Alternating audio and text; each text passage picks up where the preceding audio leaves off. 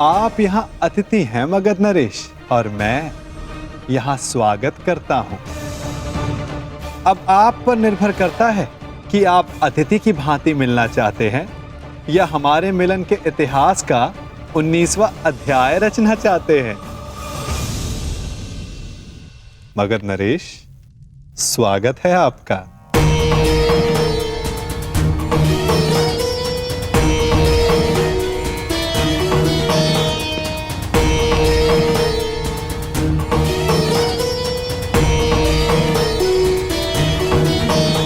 देख रहे हो मेरे होने वाले सम्राट, ये नटखट कैसे चटपट चटपट बोले जा रहा है? परंतु तुम घबराना नहीं, इस मायावी की माया को हरने के लिए ही मैं तुम्हारे साथ आया हूं। हाँ, अब तुम देखते रहो कैसे इस माखनचोर से तुम्हारा मामा उसकी वाणी चुराता है। वासुदेव,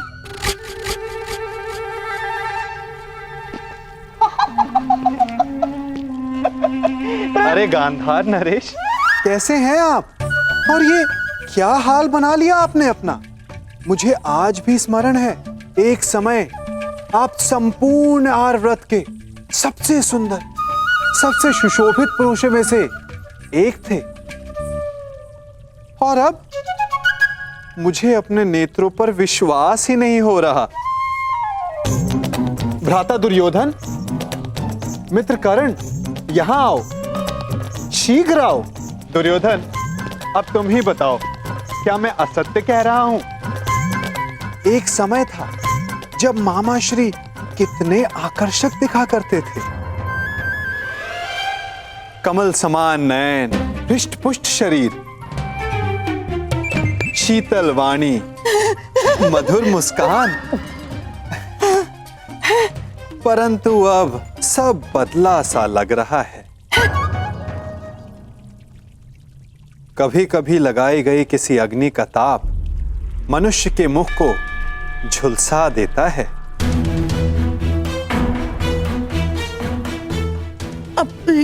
है ना दुर्योधन? क्या मामा श्री को हस्तिनापुर में उचित आहार नहीं मिलता? ये क्या कह रहे हैं वासुदेव? मामा श्री को हस्तिनापुर में सर्वश्रेष्ठ आहार मिलता है। मैं उस आहार की बात नहीं कर रहा हूं जो मुंह से खाया जाता है। मैं तो उस आहार की बात कर रहा हूं जो विचारों को मिलता है, मन को मिलता है, क्योंकि अंततः दिखाई तो वही देता है। अरे, मैं भी क्या बातें लेकर बैठ गया।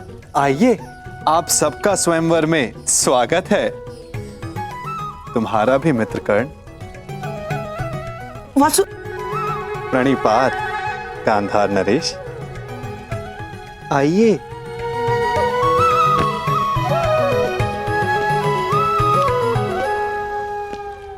तुम मेरे साथ आओ राधे।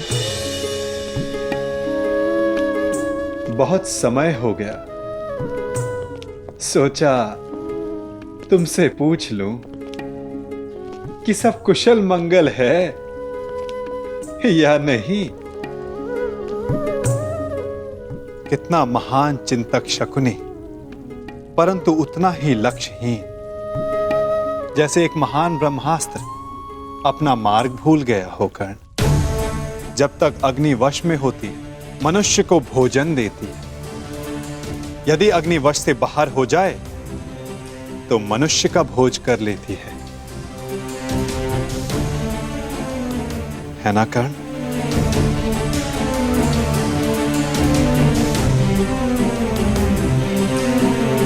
वासुदेव, क्या आप जानते थे कि वारणाव्रत में क्या हुआ? किस विषय में बात कर रहे हो कर्ण? उस भवन के विषय में जो दुर्योधन ने बनवाया, या उस भवन के विषय में जो अग्नि की भेंट चढ़ गया? यदि आप सब जानते थे तो आपने कुछ किया क्यों नहीं वासुदेव? नियति के समक्ष क्या वासुदेव और क्या कर्ण राधे, हम तो केवल प्रयास कर सकते हैं। सफल होना ना होना प्रारब्ध के हाथ में होता है।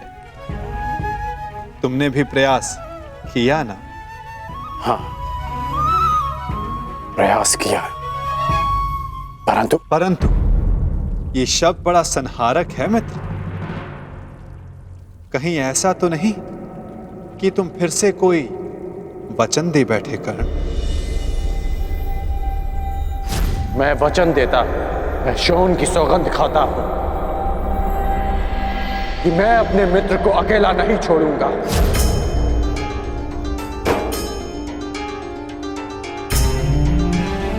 ओह कर्ण, मैंने कहा था कि वचन देते समय सावधान रहना, फिर भी दे बैठे क्यों? क्योंकि सबके पास वासुदेव जैसा मार्गदर्शक नहीं होता, और कुछ लोगों के पास तो शकुनी जैसे पथभ्रष्टक होते हैं। इसलिए मैंने अपने मित्र का साथ दिया और उसे वचन भी। यदि धनुष मध्य में से कच्चा हो तो धनुधर को घायल कर सकता है। योद्धा का खड़ग शत्रु के आक्रमण को रोक सकता है, परंतु समय के बवंडर को नहीं। कहीं ऐसा ना हो कि तुम एक असफल योद्धा सिद्ध हो जाओ कर्ण। योद्धा का धर्म युद्ध है, फिर वो उस युद्ध में सफल हो या असफल। और आप भूल रहे हैं वासुदेव कि मैंने पंख के स्थान पर पाषाण खंड होना चुना है। और मैंने क्या कहा था कि हमारा चयन ही हमारा भविष्य निर्धारित करता है कर्ण, स्मरण है? आपने मुझे यह स्मरण करवाने के लिए रोका है? नहीं, मैंने तुम्हें रोका है एक मंत्रणा देने के लिए कर्ण, कि स्वयंवर में तुम प्रतिभागी मत बनना। स्वयंवर में भाग लेने की मेरी कोई मंशा नहीं है। तो फिर मुझे वचन दो कि चाहे जो भी तुम स्वयंवर में भाग नहीं लोगे। आप ऐसा क्यों कह रहे हैं?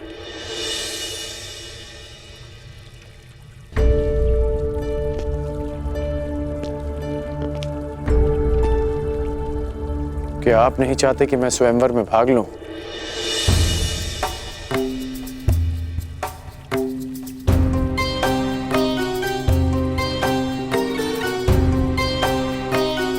कहीं ऐसा तो नहीं कि स्वयंवर की परीक्षा का संबंध धनुर्विद्या से है? आपके मौन में आपकी सहमति दिख रही है वासुदेव।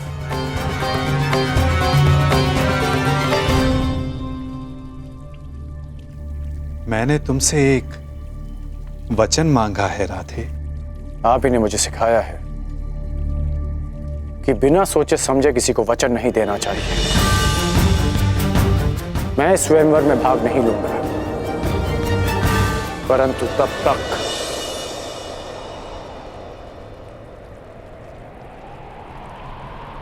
जब तक यह स्वयंवर न्यायपूर्वक चलेगा और मेरे मित्र दुर्योधन के साथ कोई अन्याय नहीं होगा। परंतु अन्याय हुआ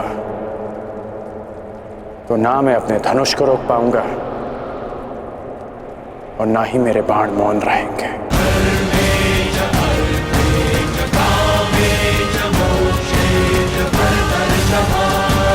प्रणिपात वासुदेव।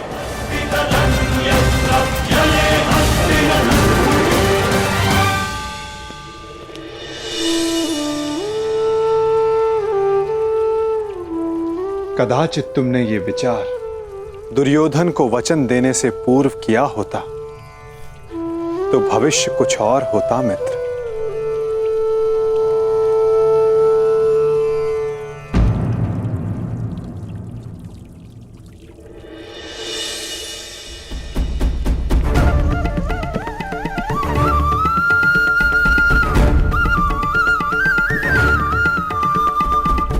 जो पहला ब्राह्मण तुम्हें मिले उसे ये दक्षिणा दे देना और कहना कि पांचाल राजभवन में एक बड़ा उत्सव हो रहा है। जाओ।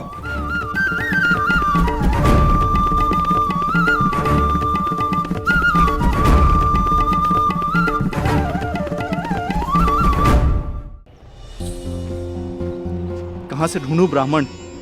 ये तो उनके भिक्षाटन का समय भी नहीं है।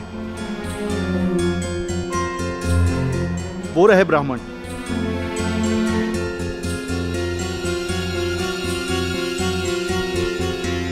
प्रणिपात ब्राह्मण देव। यह आपके लिए ब्राह्मण देव। एक संदेश भी है। राजमहल में एक बड़ा समारोह है और एक बड़ा भोज। अब पधारिएगा अवश्य। प्रणिपात।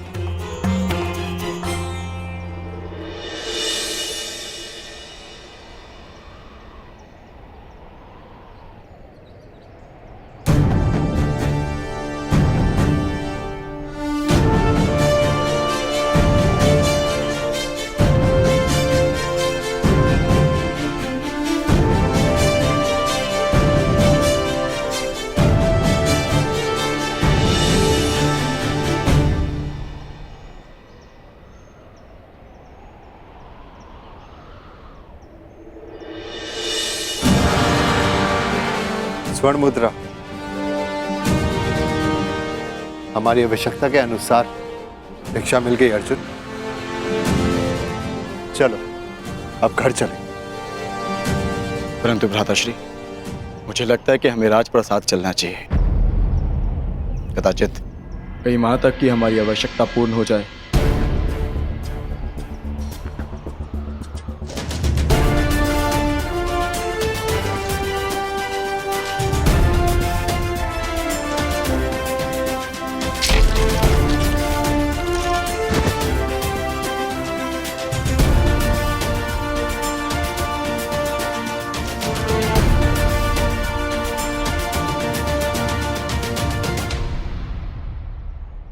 हाँ भ्राताश्री, कदाचित हमें वहां एक के स्थान पर 5 मुद्राएं मिल जाए। जब माताश्री कहेंगी कि आपस में बांट लो तो सुविधा हो जाएगी। अधिक लालच अच्छा नहीं है अनुज। भूखा रहना भी अच्छा नहीं है भ्राताश्री। आपने सुना ना, वहां भोज भी है। क्या आप अपने अनुज की क्षुधापूर्ति होते हुए नहीं देखना चाहोगे? यदि ऐसा है तो चलो। तुम्हें भरपेट भोजन करते हुए देखना भी बहुत बड़ा सुख है मेरे लिए। हम राजप्रसाद चलेंगे।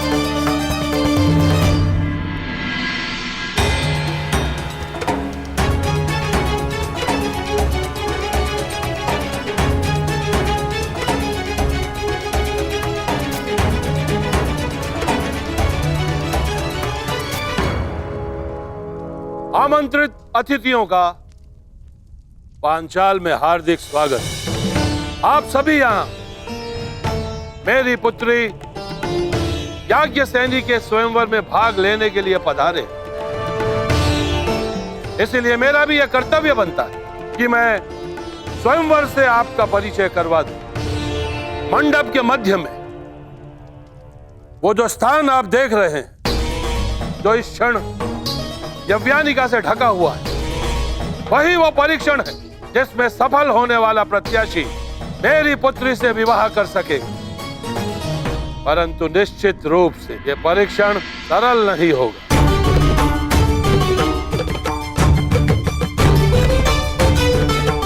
अब अधिक विलंब ना करते हुए मैं उसे बुलाता हूं जो इस स्वयंवर की स्वयंवरा है, जो पंचतत्व अग्नि से जन्मी है, याज्ञसेनी पांचाल की राजकुमारी द्रौपदी।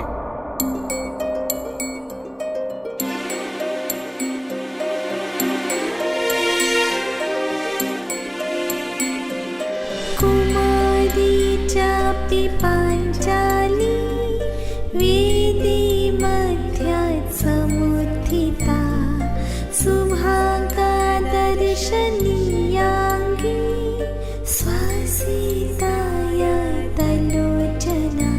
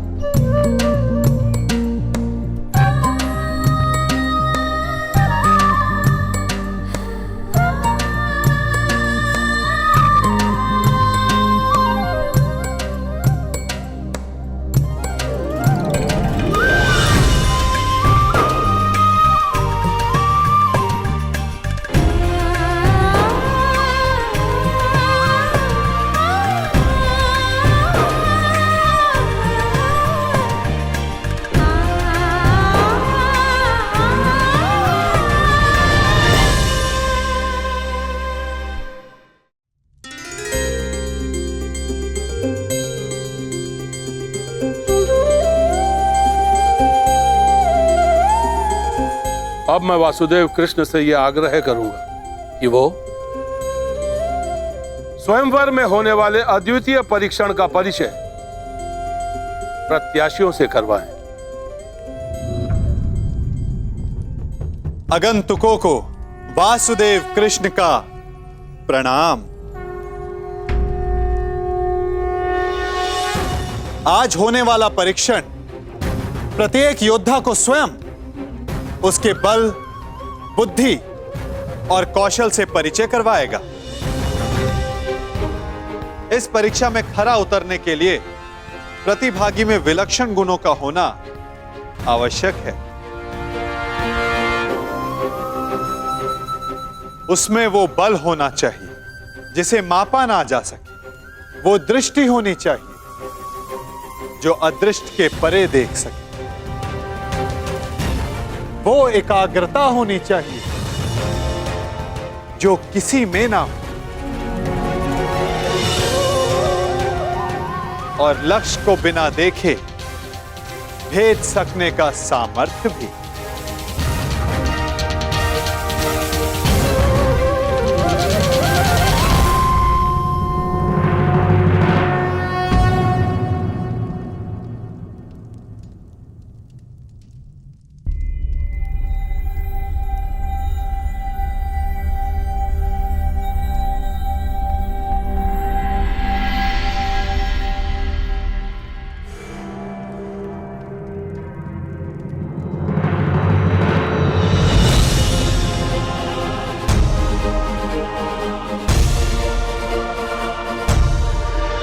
मुझे वचन दो कि चाहे जो भी हो, तुम स्वयंवर में भाग नहीं लोगे।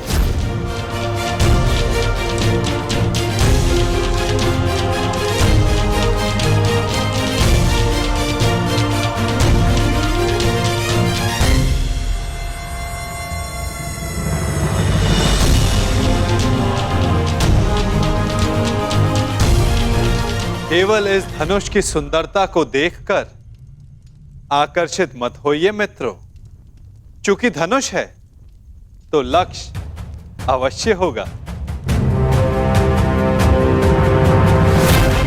सोचिए, कहां होगा आपका लक्ष्य?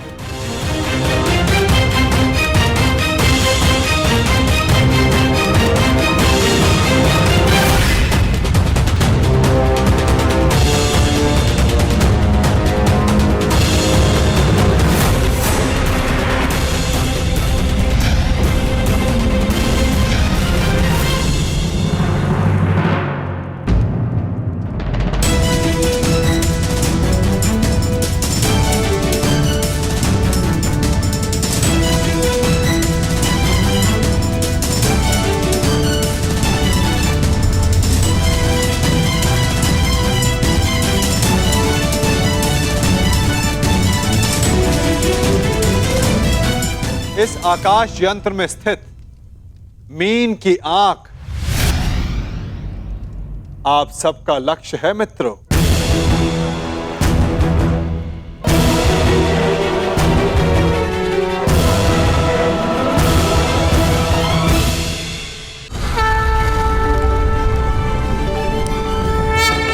इस आकाश यंत्र में स्थित मीन की आंख आप सबका लक्ष्य है मित्रों।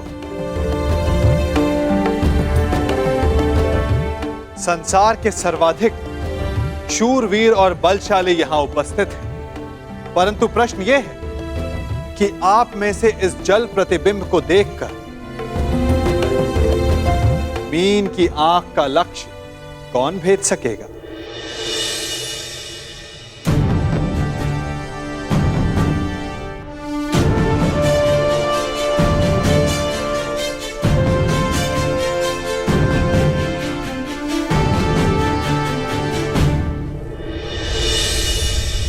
मुझे किसी भी मूल्य पर लक्ष्य भेदना है मित्र। मुझे विजय प्राप्त करनी है।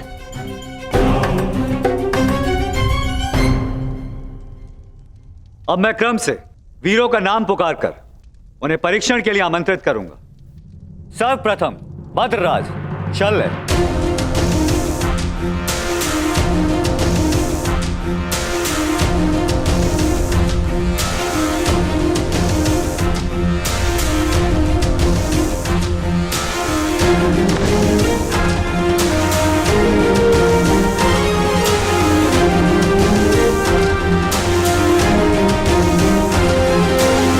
मित्र, आज कोई क्रोधित भी नहीं है, इसलिए मद्रराज के पास कोई अवसर नहीं किसी की शक्ति छीनने का।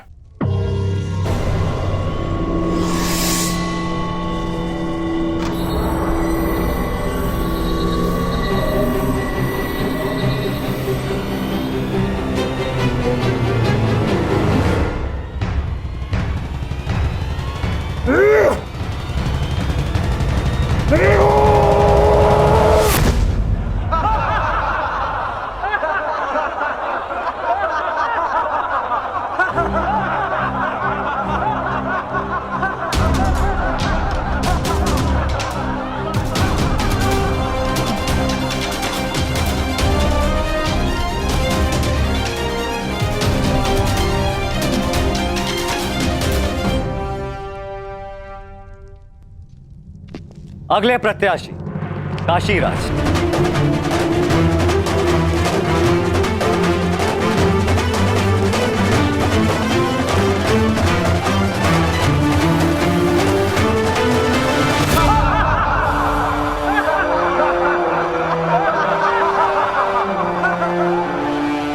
क्या यह असंभव लक्ष्य नहीं है सखा?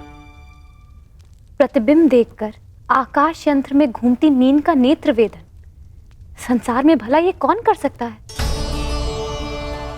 एक नहीं 3 पुरुष हैं सखी, जो ये लक्ष्य साध सकते हैं। और वो कौन है? धीर स्त्री का आभूषण होता है सखी। धैर्य रखो, प्रश्न उठा है तो उत्तर भी प्रस्तुत होगा। 3 पुरुष ये लक्ष्य साध सकते हैं सखी। इस सभा में 2 उपस्थित हैं और तीसरा प्रवेश करने वाला है।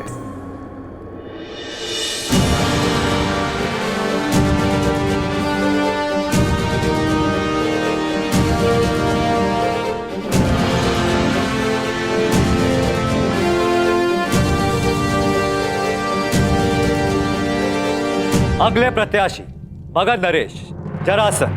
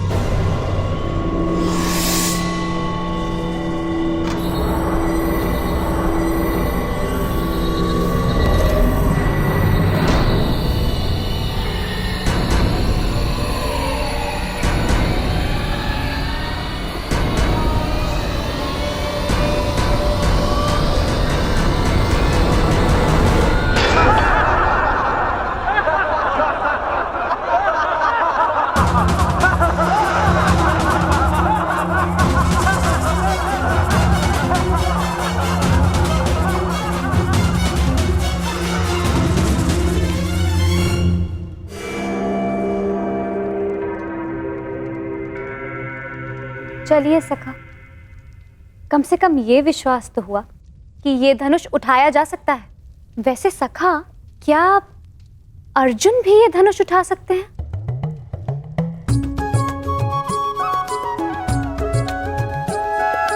सखा, यदि अर्जुन इस सभा में उपस्थित हुए तब भी मैं उन्हें पहचानूंगी कैसे? कैसे मुझे ये ज्ञात होगा कि वो यहाँ उपस्थित हैं? अर्जुन, परंतु सबका तो ये मानना है कि वो जीवित नहीं है। मैं ऐसा नहीं मानती सखा, क्योंकि मैं अभी तक जीवित हूं। तुम कहां जीवित हो सखी? तुम तब तक जीवित नहीं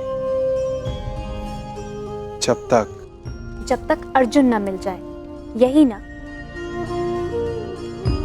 और यही तो मेरा प्रश्न है केशव, कि मैं उन्हें कैसे पहचानूं जो मेरे जीवन का एक कारण है। जब वो क्षण आएगा तुम्हें स्वयं अनुभूत हो जाएगा सखी। तुम्हें अपने भीतर श्वास का प्रवास अनुभव होगा। वो अनुभूति तुम्हें आनंद नहीं, पीड़ा देगी।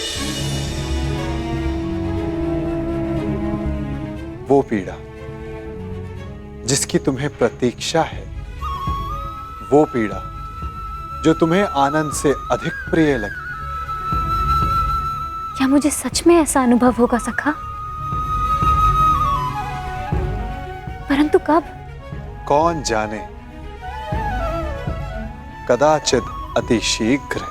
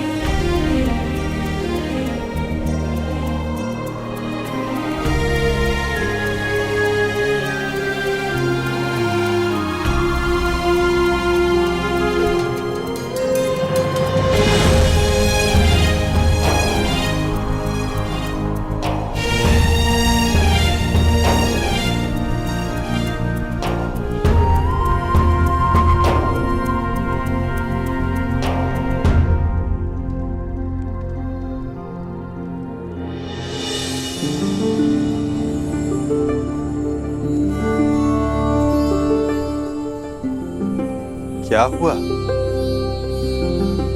सखा, मैंने कुछ अनुभव किया।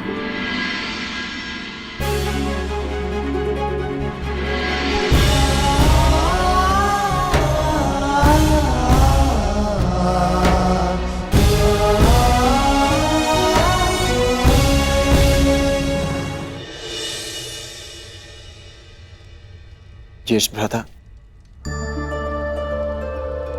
वो कौन है जो मेरी ओर देख रहे हैं? जो राजकुमारी के समीप बैठे हैं वो वासुदेव कृष्ण हैं, द्वारकाधीश। हमारे ममेरे भाई भी हैं, परंतु वो तुम्हें नहीं देख रहे। वो स्वयंवर में आए सारे प्रतिभागियों को देख रहे हैं।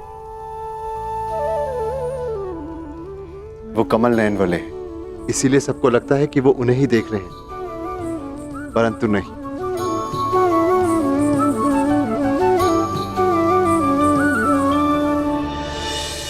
और अब मैं आमंत्रित करता हूं अंतिम प्रत्याशी, हस्तिनापुर के युवराज दुर्योधन।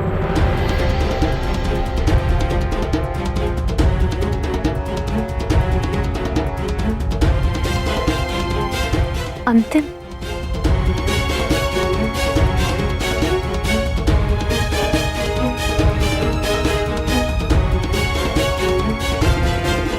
वो दिन कब आएगा जब मैं इस दुष्ट की छाती पर गदा से प्रहार कर पाऊंगा। शांत, ये माता श्री की आज्ञा है, स्मरण रखना।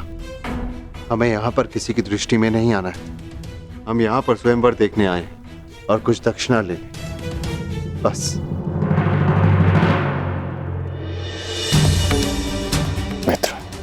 मित्र, मैं जानता हूं कि तुम ये धनुष उठा सकते हो, परंतु स्मरण रहे कि तुम अपने पांव के मध्य तनिक दूरी बनाए रखना, ताकि तुम धनुष का बोझ संभाल सको। धनुष का एक भाग भूमि पर रखना, ताकि प्रत्यंचा चढ़ाते समय धनुष तुम्हारे हाथ से छूटे ना।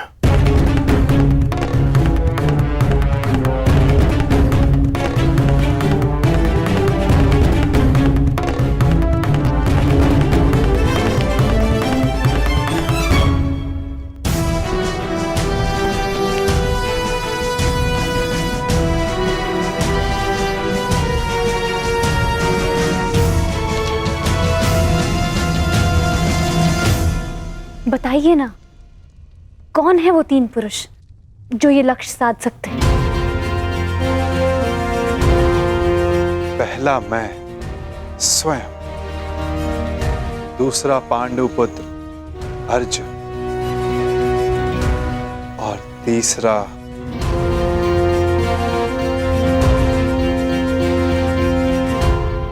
मैं राधेकरण। मैंने संधान लक्ष्य देखकर ही किया, आपके नेत्रों में देखकर। कदाचित तीसरे वीर के लिए मैं आपका संकेत समझ गई हूं सखा।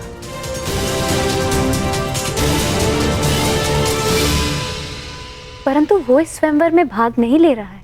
आशा यही है सखी, परंतु नियति क्या कहे कौन जाने।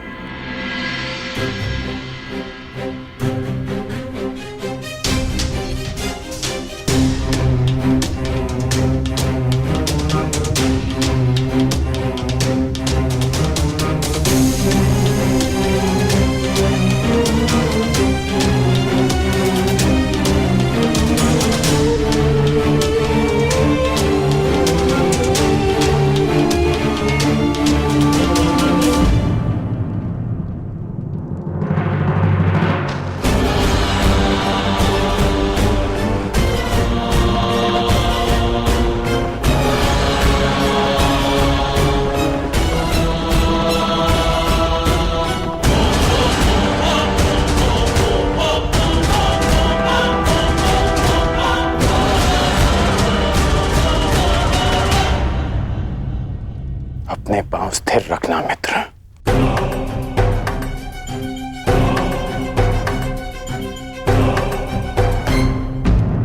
अब धनुष का एक भाग भूमि पर रखो।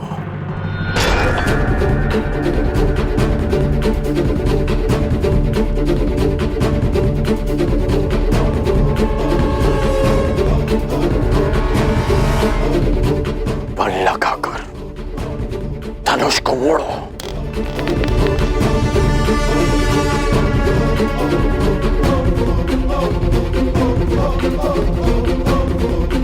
धैर्य रखना मित्र, तभी प्रत्यंचा चढ़ा पाओगे। ये दुष्ट कहीं लक्ष्य साध न ले। नहीं भ्राताश्री, उसकी पकड़ दुर्बल है और प्रत्यंचा तेलीय है, दुर्योधन के हाथ से फिसल जाएगी।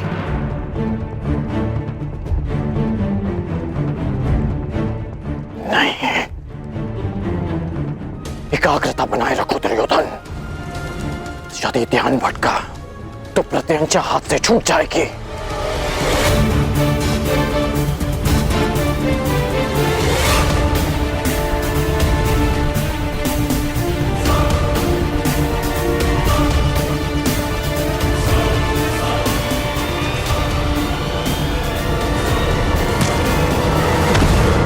दुर्योधन!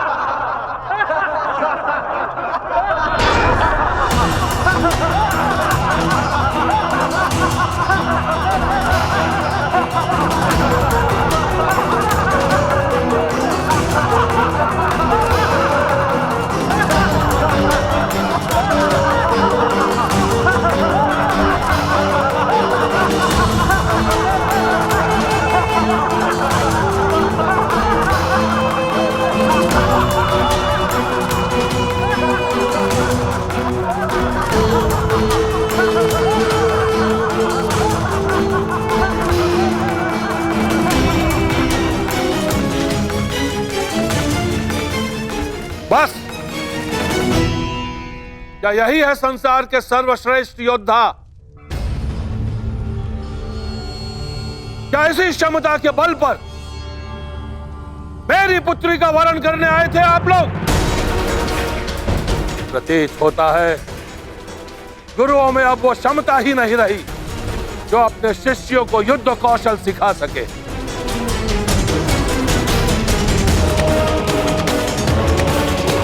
मेरी पुत्री का स्वयंवर अधूरा रह जाएगा, इस बात का दुख नहीं है मुझे, अपितु खेद इस बात का है कि संसार के सर्वश्रेष्ठ योद्धाओं में से एक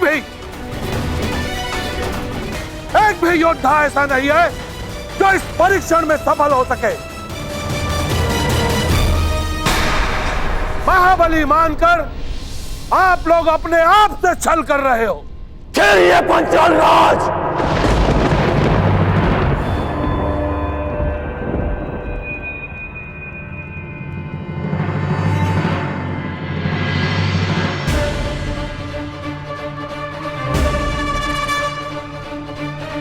मैं स्वयंवर में भाग नहीं लूंगा, परंतु तब तक जब तक यह स्वयंवर न्यायपूर्वक चलेगा और मेरे मित्र दुर्योधन के साथ कोई अन्याय नहीं होगा। परंतु अन्याय हुआ तो ना मैं अपने धनुष को रोक पाऊंगा और ना ही मेरे बाण मौन रहेंगे।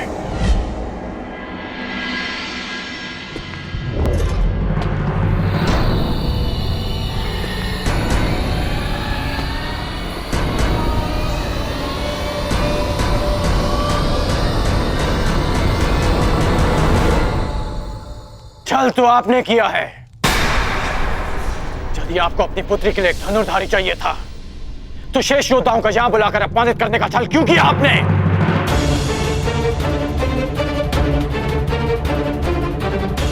यदि बल, बुद्धि, दृष्टि, एकाग्रता और लक्ष्य पर प्रहार करने की क्षमता जांचनी थी तो केवल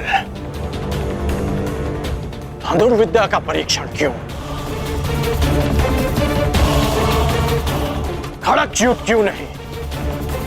गदा कौशल क्यों नहीं? आप वसुदेव कृष्ण के परीक्षण पर संदेह कर रहे हैं। आप इन पर पक्षपात का आरोप लगा रहे हैं भद्र पुरुष। हाँ,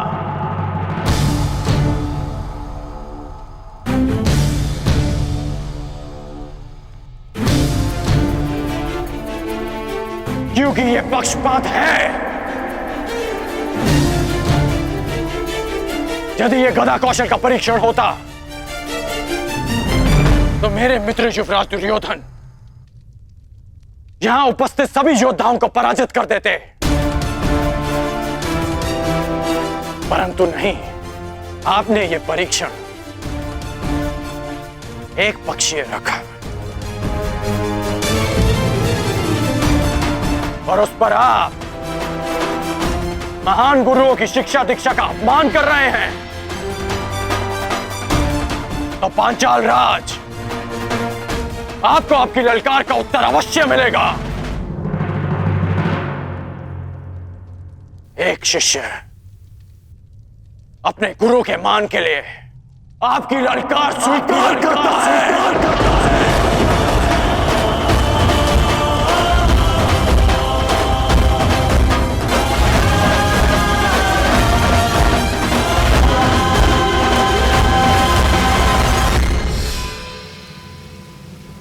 आज यहां इसी सभा में प्रत्यंचा भी चढ़ेगी, शर्त संधान भी होगा और लक्ष्य भेद भी होगा।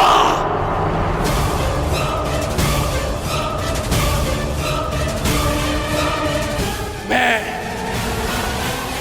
परशुराम शिष्य राधेकर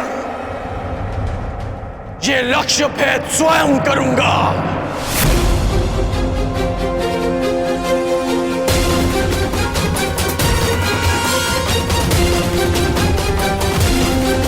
सखी,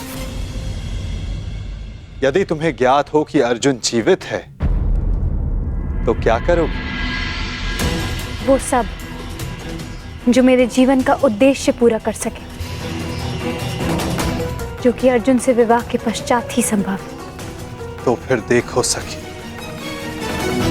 वो तीसरा वीर जो इस परीक्षण में सफल हो सकता है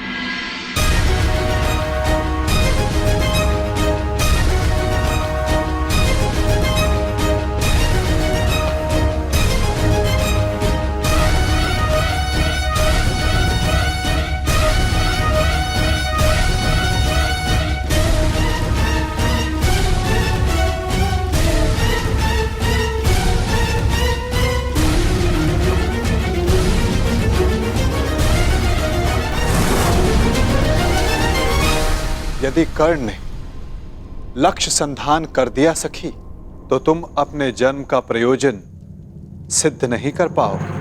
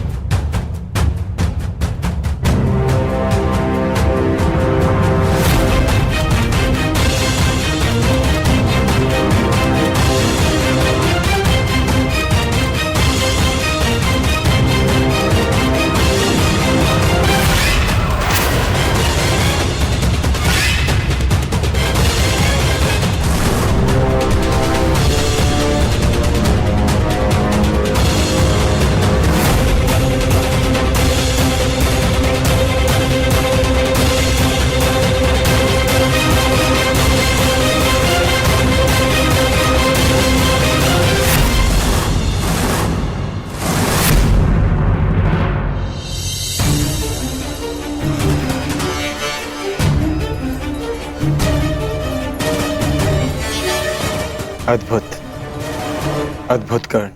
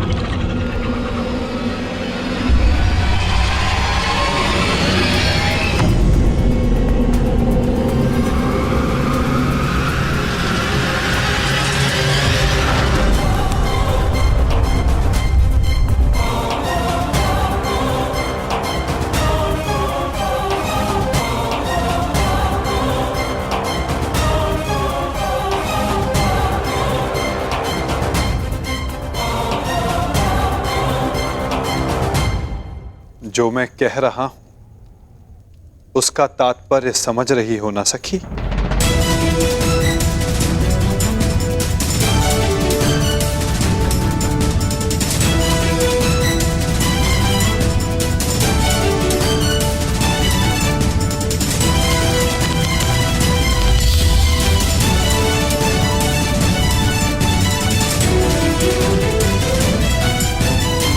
बिना देखे आपने लक्ष्य संधान कैसे किया? आपके नेत्रों में देखकर।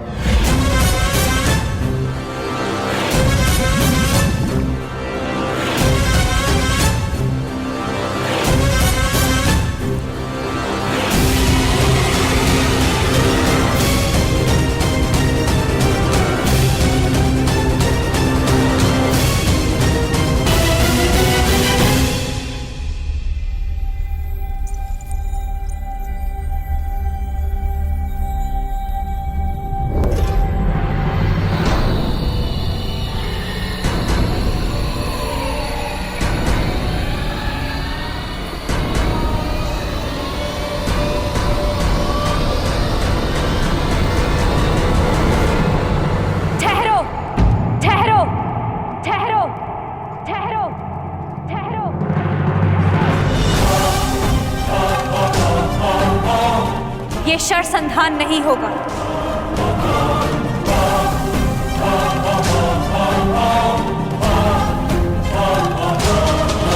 परंतु क्यों?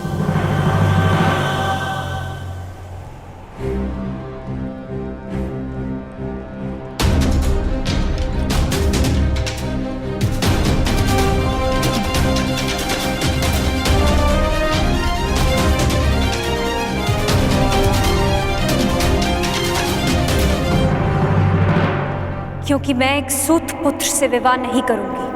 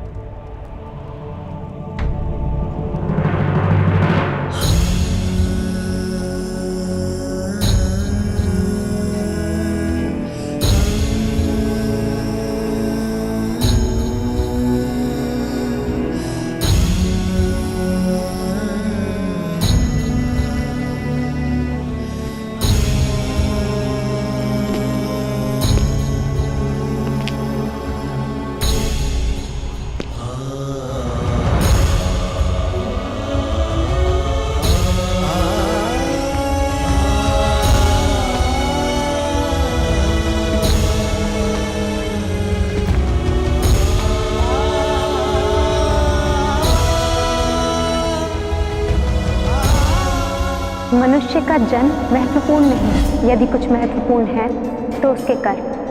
कर्म शब्दों से अधिक श्रेष्ठ माध्यम है मनुष्य और उसकी योग्यता के परिचय का।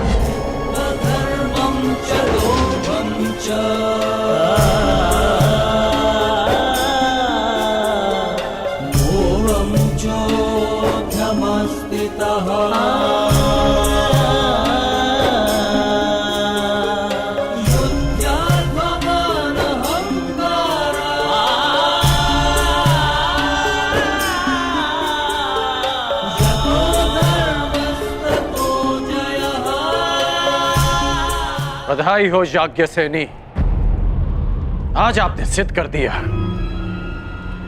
कि कभी कभी शब्द कर्म से अधिक श्रेष्ठ माध्यम होते हैं।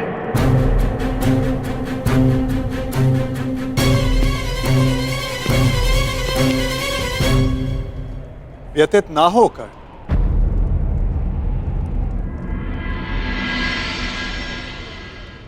ये निर्णय स्वयंवरा का है और इस सभा में उपस्थित सभी को इस निर्णय का सम्मान करना चाहिए। बस!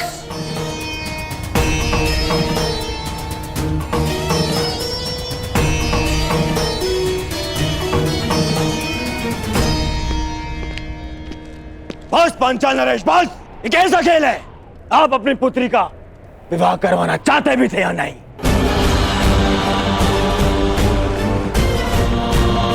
केवल अपने मनोरंजन के लिए आपने ये स्वयंवर रच लिया।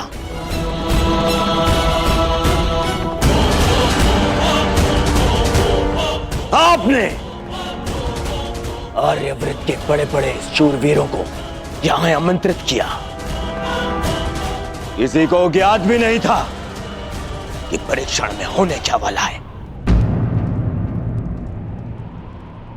फिर एक विचित्र सी शर्त रख दी आपने स्वयंवर की, और जब अंगराज इस परीक्षण में सफल होने वाले थे तो आपकी पुत्री द्रौपदी ने इन्हें रोक दिया।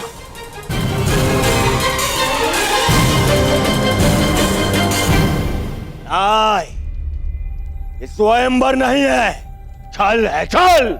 युवराज दुर्योधन, ये स्वयंवर पांचाली के विवाह के लिए रचा गया है हस्तिनापुर युवराज दुर्योधन। और स्वयंवर स्पर्धा नहीं होती, स्वयंवरा को अधिकार है अपने वर के चयन करने का, जिसका द्रौपदी ने प्रयोग किया।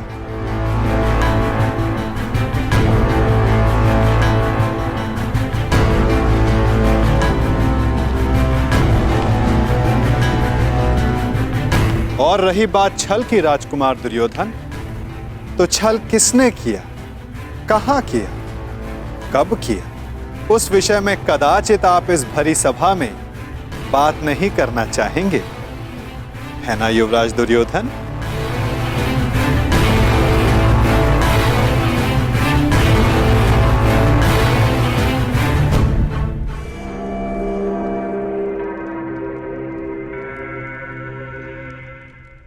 सम्राट!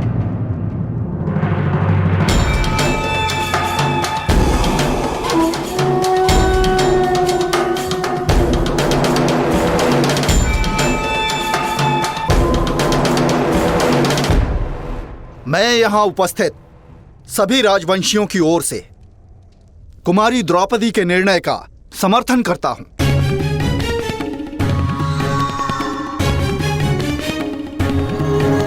मुझे तो युवराज दुर्योधन की सोच पे आश्चर्य हो रहा है। राजकुल से होकर भी ये उन्होंने सोच कैसे लिया कि पांचाल नरेश अपनी पुत्री का विवाह एक सूत पुत्र से करेंगे। सावधान मंत्री नरेश। सावधान तो आपको रहना था। आप कर्ण को इस सभा में लाने की भूल कैसे कर बैठे? जाइए अंगराज कर्ण, जाइए, जाके अपने अश्वों की राज संभालें। यह क्षत्रियों का स्वयंवर है, जाइए।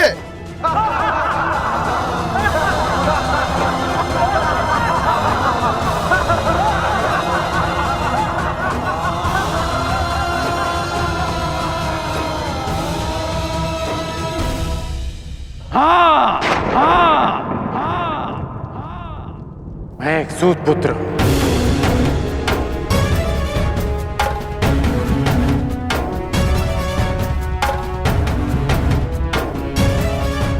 और मुझे गर्व है कि स्वयं को क्षत्रिय समझने का अभिमान करने वाले महारथियों का मार्गदर्शन एक सूत ही करता है।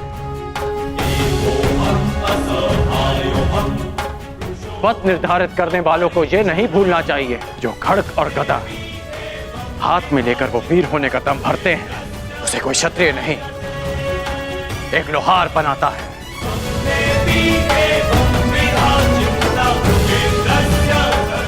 जो अन्न वो खाते हैं उसे किसान उपजाता है।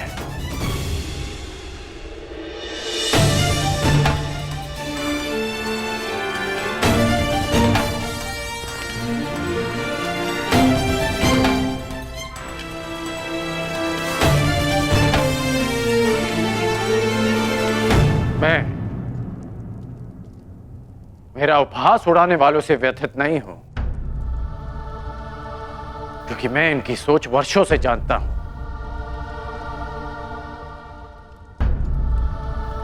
मैं आपसे निराश हूं, क्योंकि मुझे लगा कि आपकी सोच इनसे भिन्न है।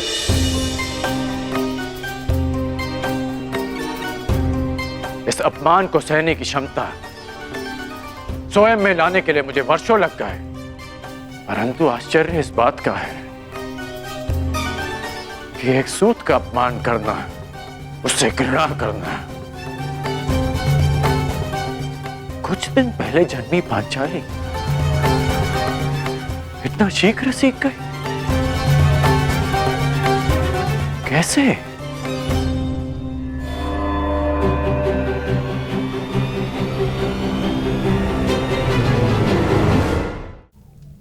कुछ दिन पहले जन्मी पांचाली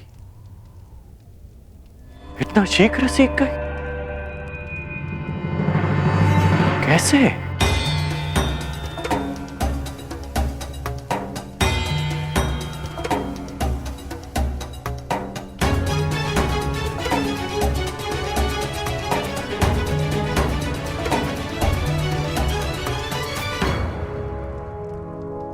कुछ दिवस पूर्व किसी ने मुझसे कहा था कि हर कर्म अपना परिणाम साथ लेकर चलता है।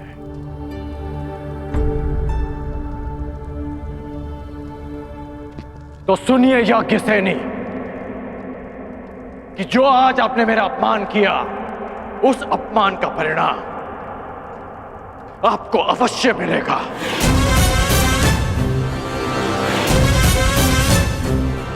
इस कर्म का फल आप अवश्य भोगेंगे।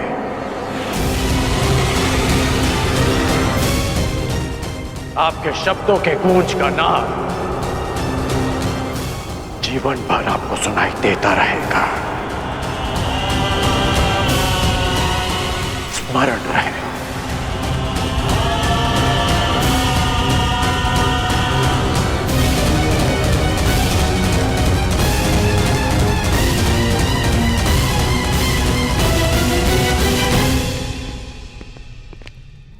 क्षत्रिय वीरों की सूची पूर्ण हुई पांचाल नरेश।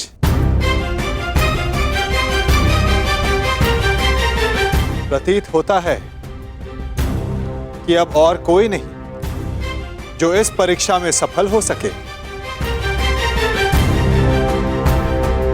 तो क्या स्वयंवर निरस्त कर दिया जाए पांचाल नरेश? नहीं केशव, यदि स्वयंवर निरस्त कर दिया गया तो पांचाल का बड़ा अपयश होगा।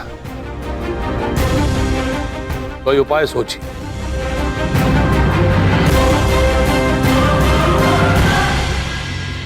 शांत हो जाओ मेरे होने वाले सम्राट। देखो कर्ण, इस स्थिति में केवल एक ही उपाय है। स्वयंवर संपन्न हुआ, हमें यहां से चलना चाहिए। कि स्वयंवर सर्वसाधारण के लिए खोल दिया जाए।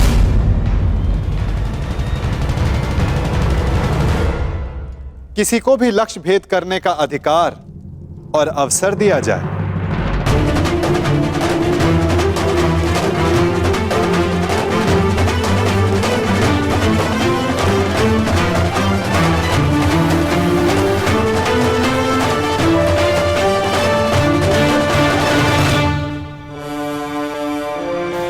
इस स्थिति में केवल एक ही उपाय है।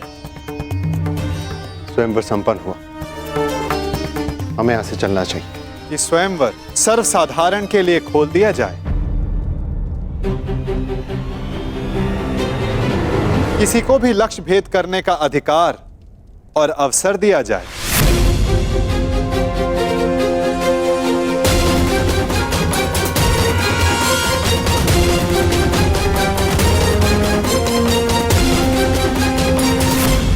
लो मेरे होने वाले सम्राट, अब स्वयंवर तो सबके लिए खुल गया है। जब कोई कुछ कर ही नहीं पाएगा तो कर्ण को अवश्य अवसर मिलेगा। हमें यहाँ रुकना चाहिए। नहीं मामाश्री, यदि अब हम पांचाल में रुके तो केवल एक ही कारण होगा, और वो युद्ध है, अन्यथा नहीं। चलिए यहां से।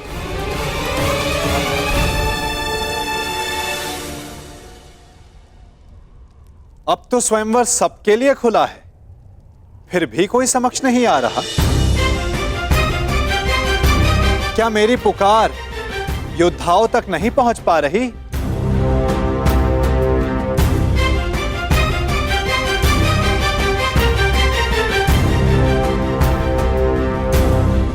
छिपे हुए योद्धाओं, अपने मन से प्रश्न करो कि क्या अधिक महत्वपूर्ण है, अज्ञात में रहकर अपना परिचय छिपाना,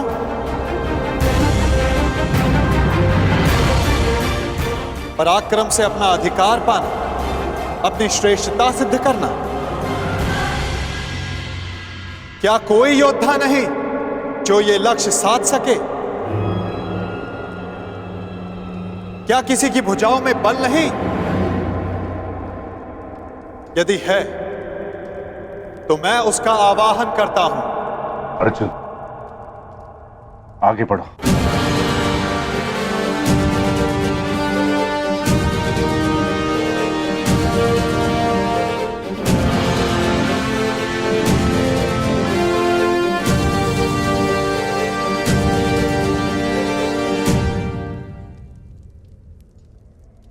ये लक्ष्य मैं साधूंगा।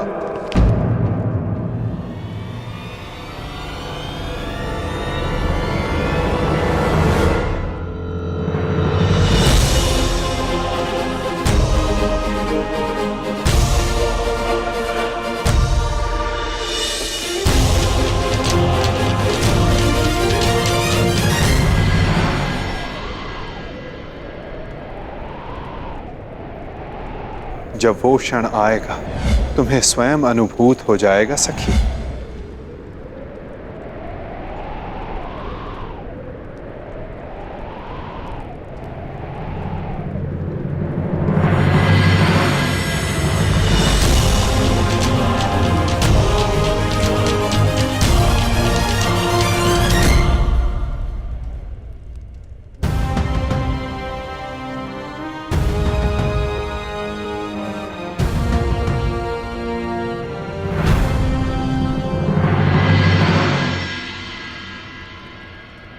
पहले एक सूत पुत्र आया और अब ब्राह्मण। सत्य कहा था देवकी नंदन ने, ये स्वयंवर तो अविस्मरणीय रहेगा।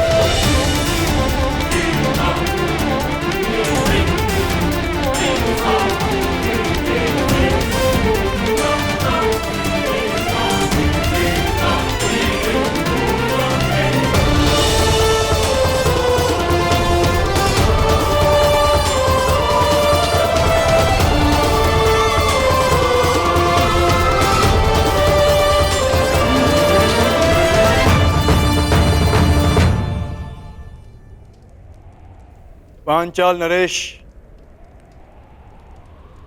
लक्ष्य संधान की अनुमति चाहूंगा। ब्राह्मण देवता, आप भूलवश यहाँ आ गए हैं। यज्ञशाला दूसरी ओर है और भिक्षादान द्वार पर हो रहा है। जाइए। सुना है ब्राह्मणों के श्राप में बड़ी शक्ति होती है। ऐसा ना हो कहीं इस मीन को श्राप देकर नीचे गिरा दें।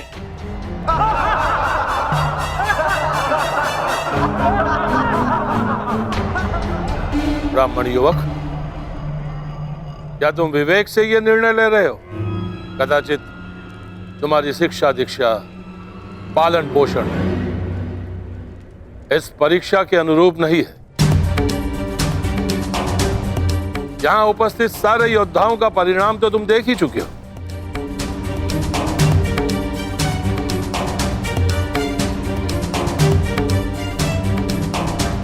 मैं आपके विचारों से सहमत हूं पांचाल नरेश, परंतु ब्राह्मण के बल पर संदेह नहीं करना चाहिए।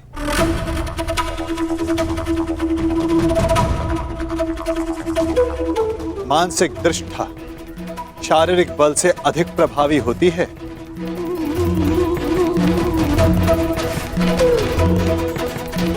दिव्य अस्त्र का आवाहन करने वाले मंत्र ब्राह्मणों की शक्ति होती है। और फिर श्री परशुराम भी ब्राह्मण ही तो हैं। क्या उनकी शक्ति पर किसी को संदेह है?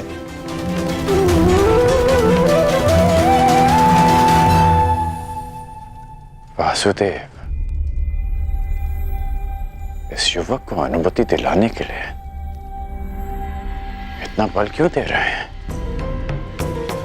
छोड़ो ना मित्र, जितना अपमान सहना था सह लिया।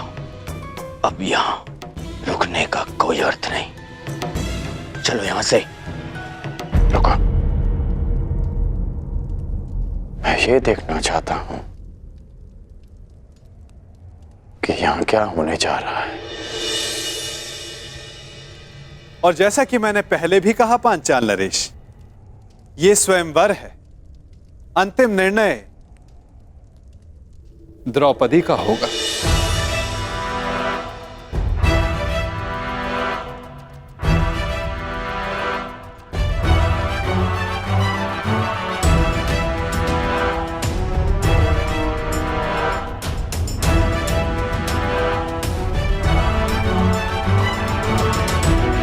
याज्ञसेनी, क्या तुम इस ब्राह्मण युवक को अपना कौशल सिद्ध करने का अवसर देना चाहोगी?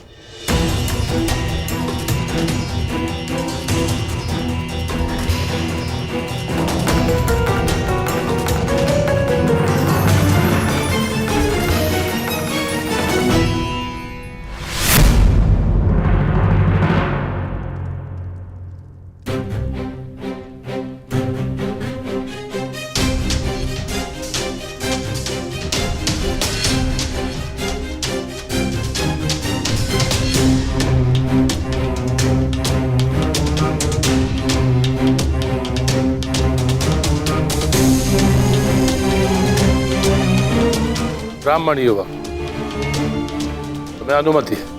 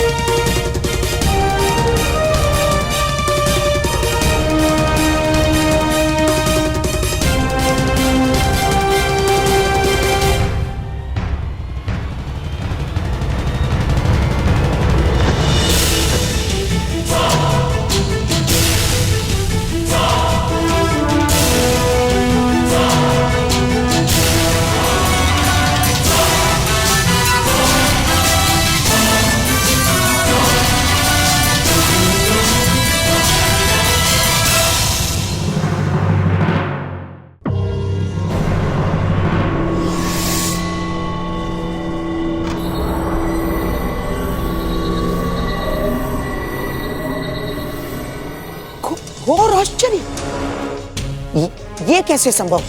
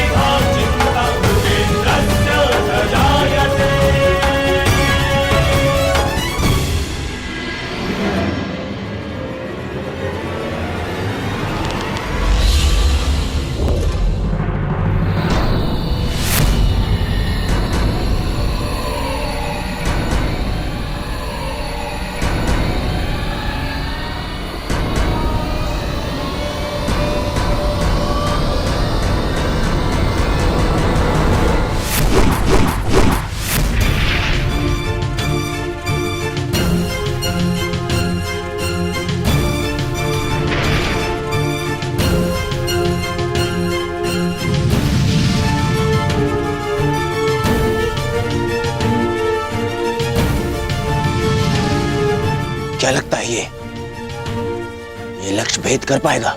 अवश्य मित्र, संधान सर्वथा उत्तम था।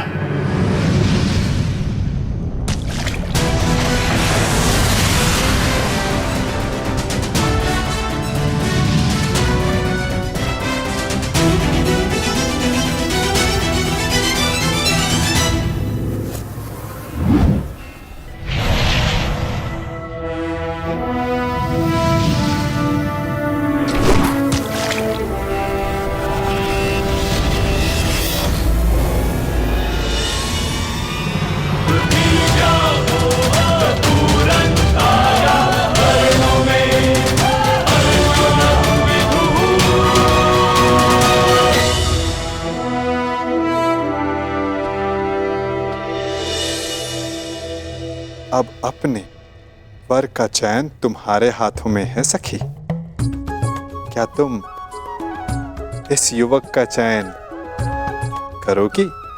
ये चयन तो युगों पूर्व हो चुका है केशव। मैंने ये जन्म सिर्फ ये अनुभव करने के लिए लिया है कि क्या मेरा चयन उचित था।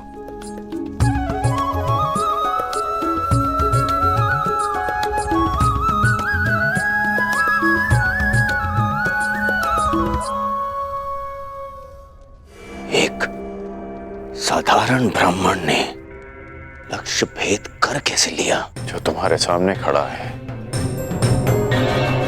वो सामान्य नहीं है मित्र, कुछ तो असाधारण है इसमें।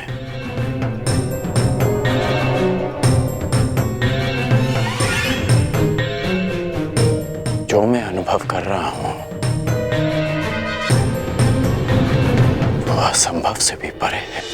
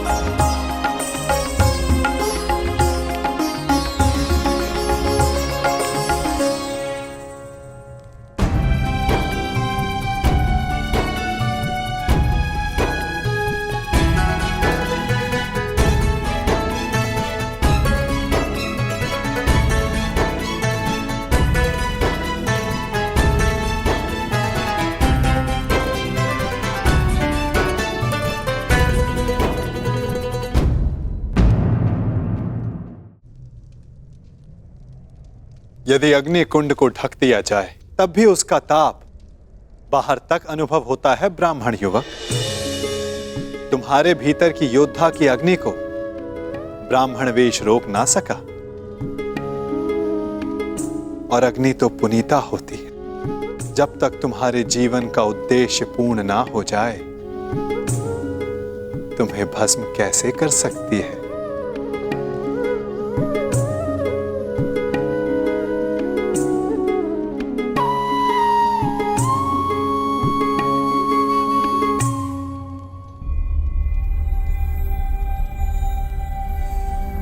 इतने विरोधियों के मध्य से स्वयंवरा को ले जाने का अनुभव मेरा भी रहा है।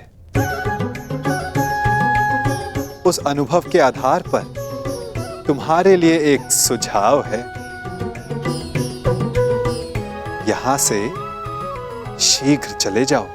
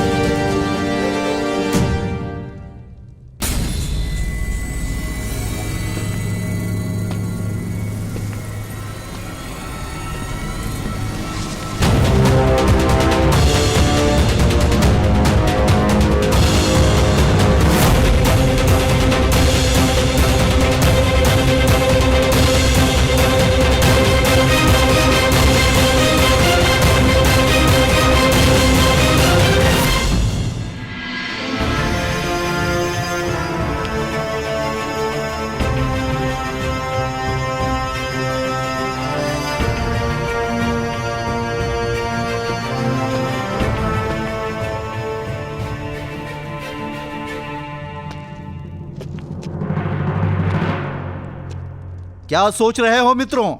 क्या मुख लेके जाओगे अपने प्रजाजनों के सम्मुख जब वो पूछेंगे कि स्वयंवर में क्या हुआ?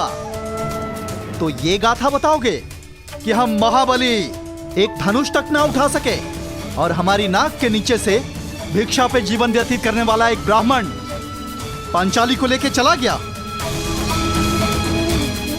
अगर पांचाली हमारी न हुई तो किसी की नहीं होगी। हम उस ब्राह्मण का वध कर देंगे। मुझे अनुभव हो रहा है कि शीघ्र ही यहाँ कुछ अशुभ घटित होने वाला है।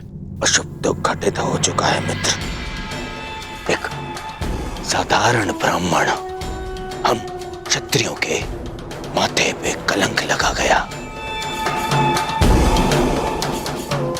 और मैं ऐसा नहीं होने दे सकता, कदापि नहीं। मित्र, कुछ अनुचित मत कर बैठना। स्मरण रहे कि इस ब्राह्मण युवक ने परीक्षा में सफल होकर द्रौपदी का वर्ण किया। कैसे भूल जाऊं अपना अपमान, हस्तिनापुर का अपमान, तुम्हारा अपमान। चलो क्षत्रिय वीरों, हो तो अपने माथे का कलंक। चलो।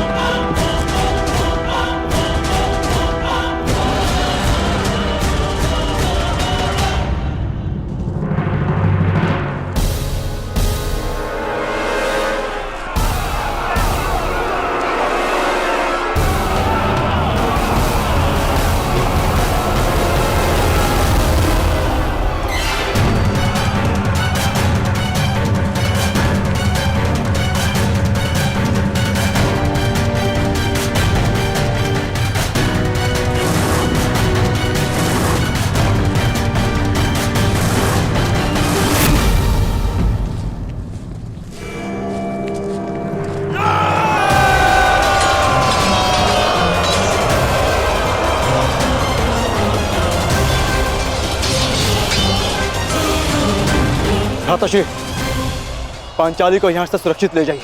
मैं भी युद्ध कर सकती हूँ। मुझे तुम्हारी क्षमता पर संदेह नहीं है पांचाली, परंतु तुम्हें भी अपने वर की योग्यता पर संदेह नहीं होना चाहिए। जब तक मेरी भुजाओं में बाण चलाने की शक्ति और छाती पर घाव सहने की क्षमता, तुम्हें अस्त्र उठाने की आवश्यकता नहीं पड़ेगी।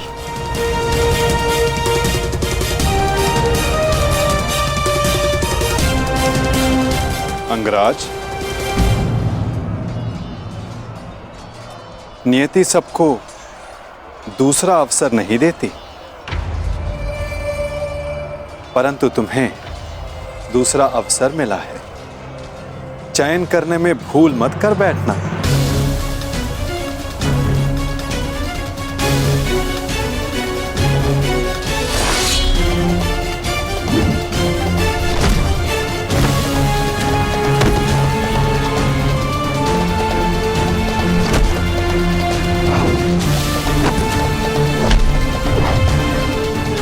कर्ण, योद्धा का मन सदा युद्ध करने को ललायित रहता है, परंतु जैसे मैंने जरासंध से कहा था कि योद्धा वही होता है जो जब तक हो सके युद्ध को टाले।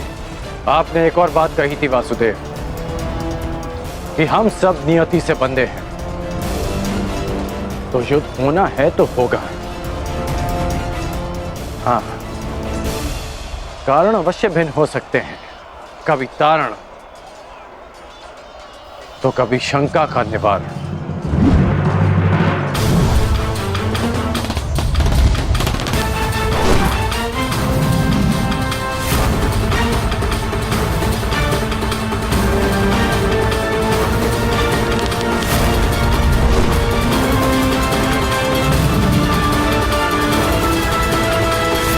कैसी शंका अंगराज?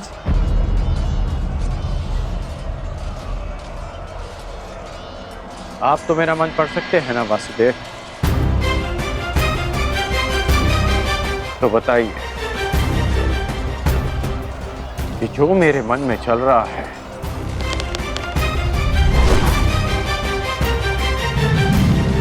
क्या वो सत्य है? सत्य तो कुछ भी हो सकता है अंगराज, बस उसे सिद्ध करने के लिए प्रमाण की आवश्यकता होती है। और तुम्हारे शंका का निवारण का केवल एक ही मार्ग है। तो प्रमाण के लिए ही युद्ध होगा। जिस प्रकार हर मनुष्य एक दूसरे से भिन्न होता है, उसी प्रकार हर धनुर्धारी के बाणों की चाल भी एक दूसरे से भिन्न होती है। हम सब नियति से बंधे हैं। युद्ध होना है तो होगा। हाँ, कारण अवश्य भिन्न हो सकता है, कभी तारण, कभी शंका का निवारण।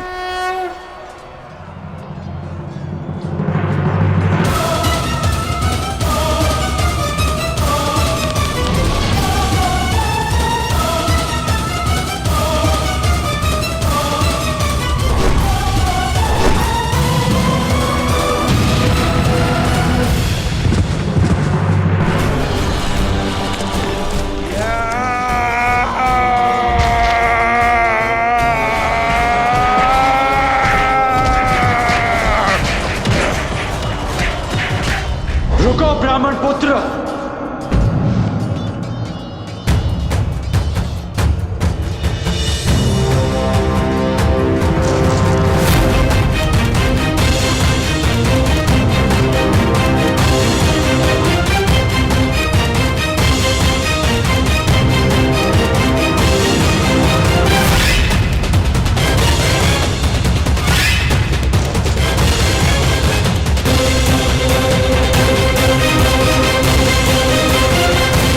स्वागत है अंगराज कर्ण, स्वागत है।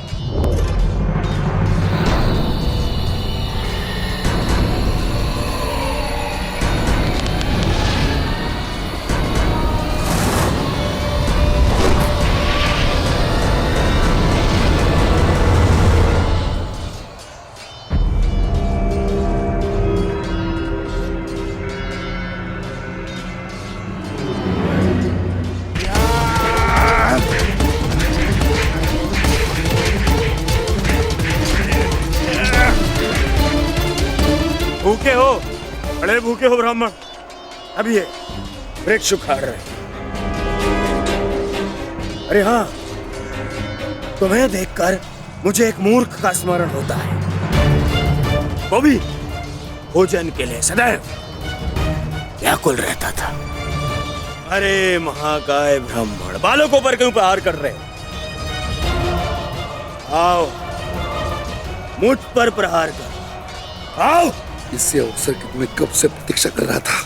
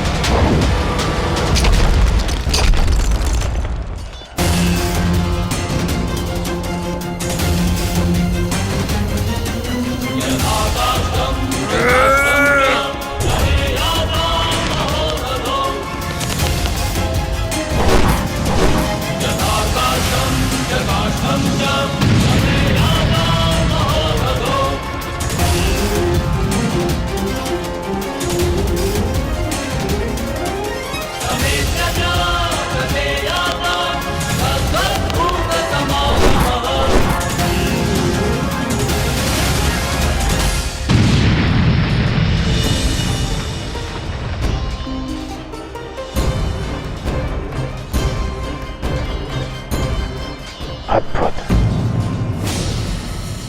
क्या तुम सच में ब्राह्मण हो वीर?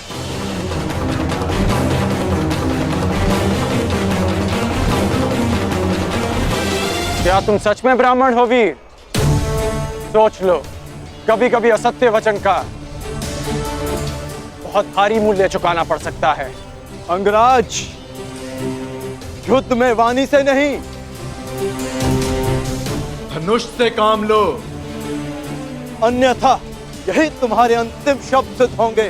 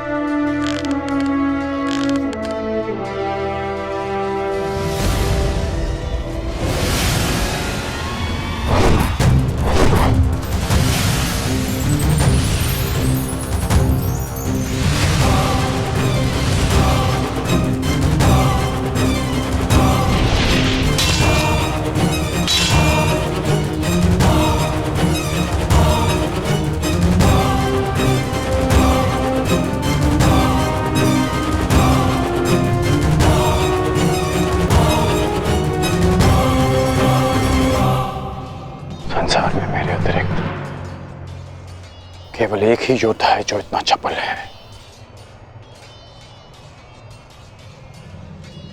अर्जुन।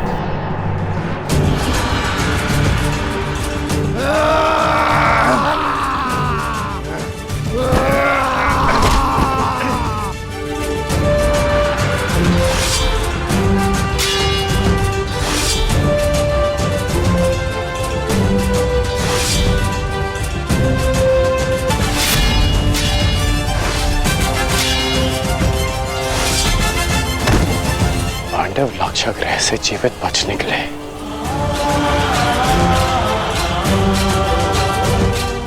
अर्थात माता कुंती भी सुरक्षित है।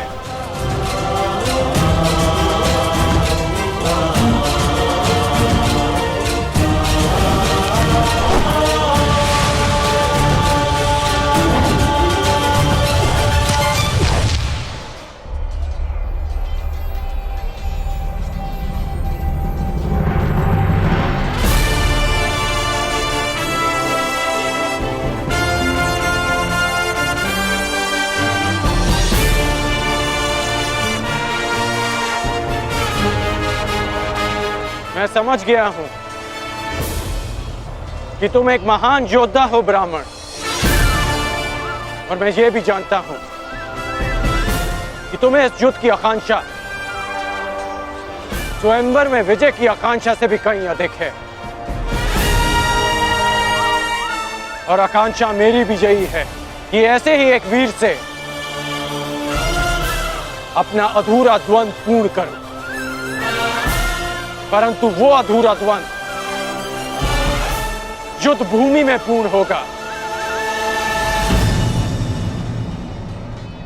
किसी अभिमानी के स्वयंवर में नहीं। शंका का निवारण हो गया। अब इस युद्ध का कोई कारण शेष नहीं।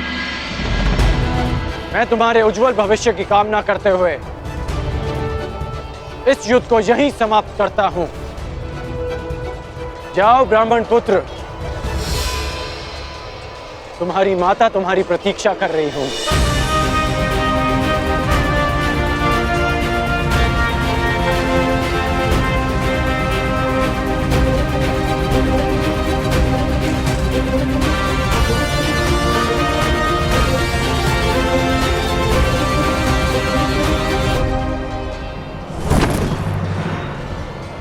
रुक जाओ मित्र,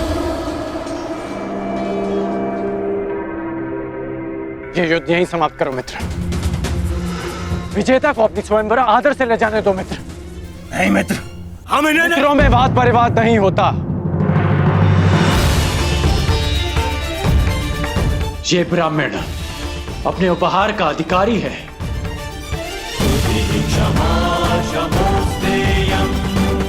जाने दो इसे।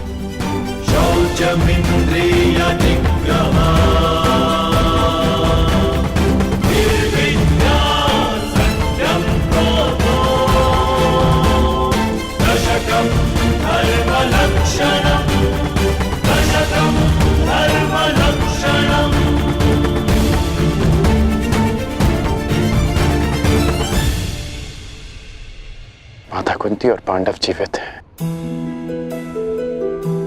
मेरे मन से एक बोझ उतर गया। अन्यथा लाक्षागृह की वो अग्नि मेरे मन को सदैव जलाती रहती।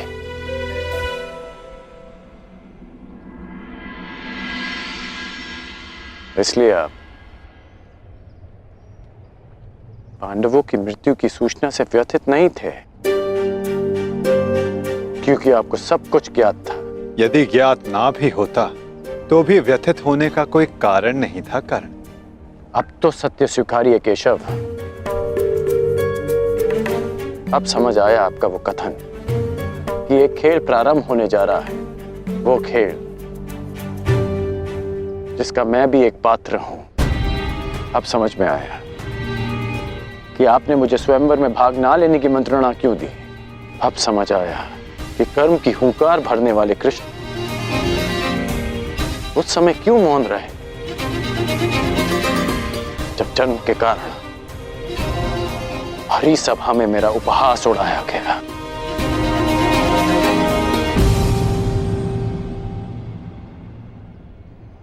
अर्जुन के लिए ही ना नटवर।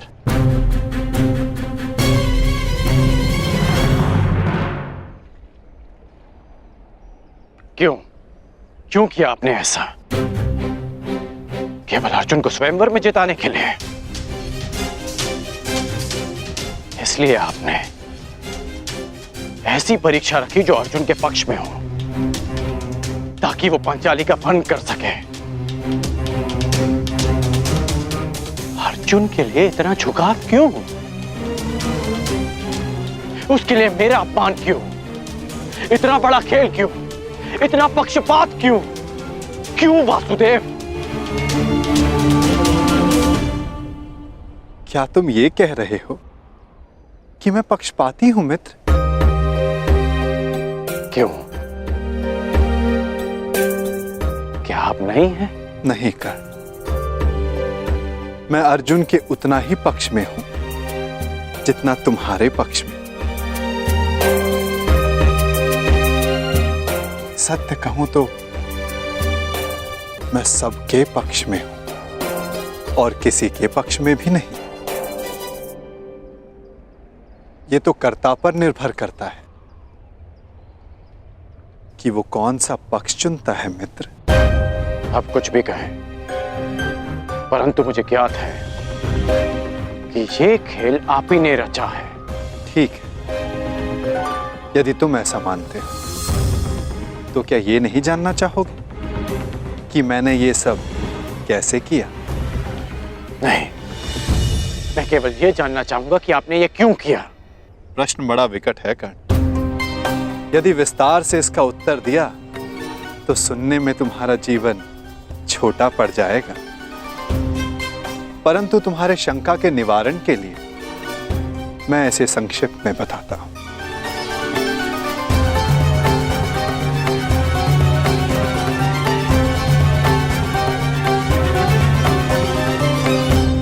एक महाचक्रवात आने को है कर्ण, ऐसा विकराल चक्रवात जिससे कोई भी सुरक्षित नहीं रह पाएगा।